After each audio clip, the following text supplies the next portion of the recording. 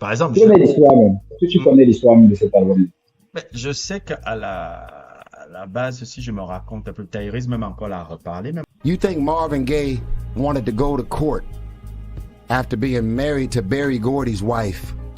I mean, Berry Gordy's sister that was 17 years older than him, named Ann Gordy, broke, depressed, addicted to cocaine, going through everything imaginable in his life, and ended up going to court and didn't have anything that he can give Berry Gordy's sister.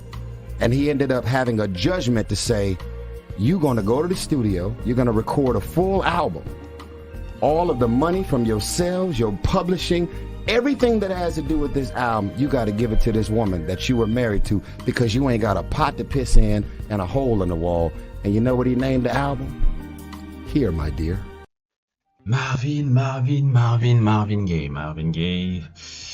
Donc, je sais même pas si on le présente. On présente un peu qui est ce gars-là, qui est clairement un monument de la musique tout court, hein. Même pas, je veux dire, même pas musique noire, hein, plutôt monument de la musique tout court, hein. Même si je sais pas, même si tu n'as jamais, tu as déjà entendu ce nom-là quelque part. C'est-à-dire que c'est les noms, quand tu parles de musique, c'est les noms qui reviennent. C'est Marvin Gaye, incroyable personnage de l'histoire un peu de la musique, hein, ce truc. Un des, comment dire un peu le mot, un des piliers centraux de l'histoire de la Motown. Ce n'est même pas celui qui a permis à ce que vraiment la Motown soit aussi légendaire comme ça dans son histoire. Marvin Gaye, c'est vraiment quelqu'un que quand je me suis intéressé à lui, même si je pense encore que j'ai beaucoup de choses à apprendre encore sur le personnage, sur l'individu, sur le truc, et surtout quand tu regardes sa vie un peu, sa vie, elle était pas jolie, hein. Surtout la relation, parce que ces problèmes de drogue, de trucs, tous ces problèmes de drogue, tous ces démons qu'il avait là, ça ne valait que la relation avec lui. Quand vous savez même comment ça s'est fini, comme j'ose même pas imaginer le truc ce truc horrible de se faire assassiner par son père qui était un personnage aussi assez limite. Il portait les habits de sa femme, battait sa femme, il avait des pasteurs, n'hésitait pas aussi à battre ses enfants. Le personnage est complètement de la jalousie par rapport au succès de son fils. Il faut le supporter alors que son fils les avait payé maison, les avait fait tout. Et malgré ça, lors d'une dispute avec sa femme, et que Marvin Gaye était venu les séparer et tout, et il essayait de dire que non, mais comment vous pouvez vous bagarrer. Le papa est parti chercher l'arme justement que Marvin Gaye l'avait acheté pour lui, pour qu'il puisse défendre la maison. Il vient l'assassiner avec. Quand on lui dit est-ce que vous avez aimé votre fils, il répond, il a répondu, je ne l'ai pas détesté. Je sais pas, quelque chose comme ça. Je paraphrase un peu, mais une phrase comme ça. Souvent, c'est pour ça que dans ta famille, tu peux avoir des gens qui sont jaloux. Et quand tu regardes même cette vidéo là que je mets là, tout ce que Marvin Gaye voulait, c'est être aimé par son père. Et j'ose imaginer un peu le traumatisme ça a parcouru sa vie. Tu pouvais ressentir un peu aussi dans sa musique. Ça fait partie vraiment des, on dirait le mot, ça fait partie des gros traumas de sa vie. Parce que s'il a eu tous les trucs de drogue, tous les problèmes là, c'était la relation avec son père. La relation avec son père que, globalement, on a découvert à sa mort. Il ne disait ça à personne. Comme on montre même cette interview de Smokey Robinson. Et c'est à sa mort qu'on a découvert ça. Et ça permet d'avoir un peu beaucoup d'empathie sur le personnage et de comprendre mieux les démons qu'il avait. Et ça, c'est un peu triste, un peu. C'est pour ça que je dis souvent les histoires des artistes brillants. C'est souvent des histoires tristes. C'est toujours des histoires, c'est pas des histoires drôles, c'est toujours des trucs un peu que peut-être même parfois c'est ça qui les rend si brillants. Même. Aujourd'hui, on va parler brièvement, je vais pas aller dans une analyse en profondeur du truc, mais c'est quand même pour faire peut-être, pour pousser après peut-être une petite saga aussi que je vais développer avec Marvin Gaye aussi.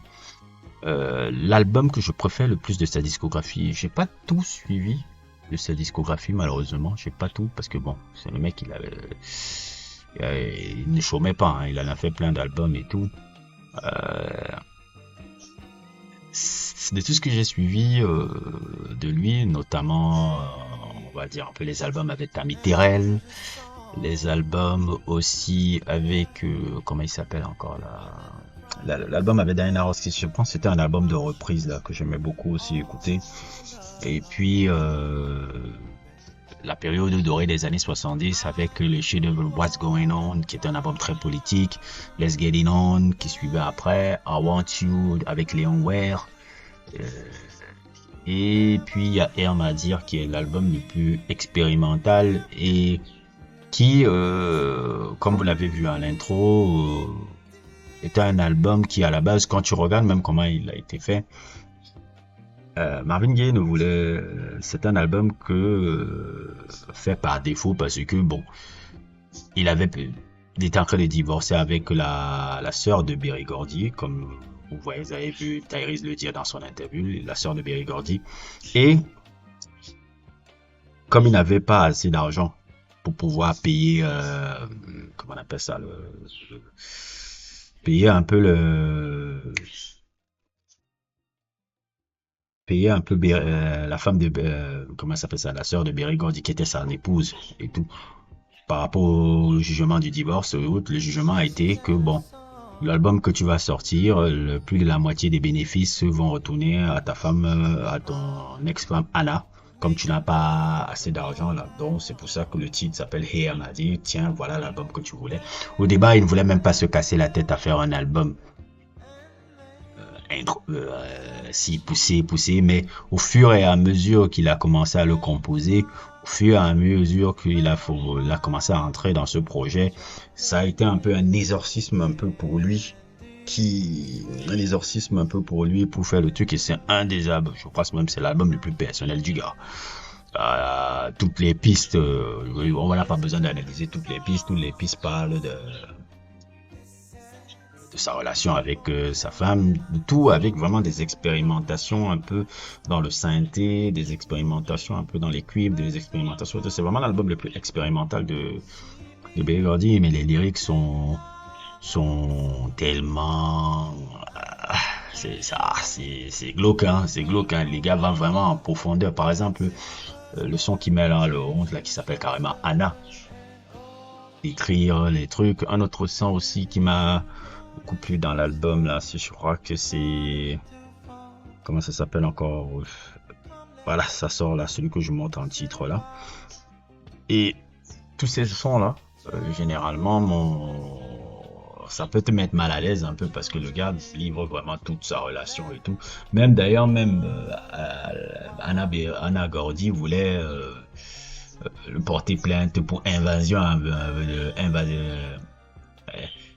de la vie privée et tout, parce que comme il avait fait un album et tout, la Motown s'est fâchée, l'accueil critique avait été horrible, on l'a insulté, le échec commercial, bref, un album qui avait beaucoup de temps, mais qui, à travers le temps, est devenu l'un des albums les plus cultes, et pour beaucoup de gens, certains considèrent même que c'est le meilleur album de Marvin Gaye. Même, je dirais même aussi que ça s'arrête pas là. Beaucoup de gens s'inspirent de cet album. Quand je voyais Tyrese là, le prochain album qui fait, la Beautiful Pain, pour quelqu'un qui vit aussi la même situation, parce que lui aussi vit une situation de divorce particulière, il vit aussi une situation de haute. Moi, j'ai toujours l'intime conviction que l'album de Beautiful Pain de Tyrese va être son meilleur, parce que c'est clairement inspiré de l'album Hey Amadi de Marvin Gaye dans la structure, puisque lui aussi vit un divorce, il a vécu un divorce horrible et tout, et ça continue jusqu'à aujourd'hui par rapport à ça. Ensuite, je parle aussi de Nas, l'album Life is Too Good, qui parle de sa relation avec Kelis et tout, a été fondamentalement inspiré par ça. l'album 444 et Beyoncé, son album, comment on appelle ça, la Lemonade là. Ça part aussi de son inspiration là-dedans. D'ailleurs, même, c'est Nas qui avait poussé Jay-Z à beaucoup écouter cet album-là par rapport à la qualité de l'album parce que Life is Too Good a vraiment de Nas tire son inspiration de ça. Même les albums de Beyoncé, la Lemonade et tout, 444 tirent aussi de les inspirations de ça. Et c'est Nas qui les avait poussés même un peu à un truc là-bas parce que comme aussi eux aussi ils avaient leurs problèmes de couple, je sais pas quoi là. Donc c'est quelque chose qui revient beaucoup aussi dans la culture hip-hop. Je crois qu'il y a un son aussi, je sais plus comment s'appelle le titre du son. Is That Enough qui est samplé dans Three Six Mafia sample dans Sippin' On, donc 6 Up aussi. Dans la culture hip-hop aussi, cet album-là revient beaucoup. Dans la culture hip-hop aussi, j'ai remarqué que cet album-là revient beaucoup. Et ça me fait penser aussi que, comme d'habitude, le temps est toujours juge d'une œuvre. Le temps est toujours juge d'une œuvre. Une œuvre comme ça qui a été massacrée comme pas possible par la critique. Regardez là maintenant comment on est dithyrambique un peu sur la qualité de l'album. Moi, c'est son album que j'aime le plus. Hein. Et ça me permet de me dire aussi, pour faire un peu une aparté, que quand on regarde un peu de Big Day, de Chance the Rapper, on ne sait jamais. Peut-être dans 20 ans, cet album-là sera plus apprécié.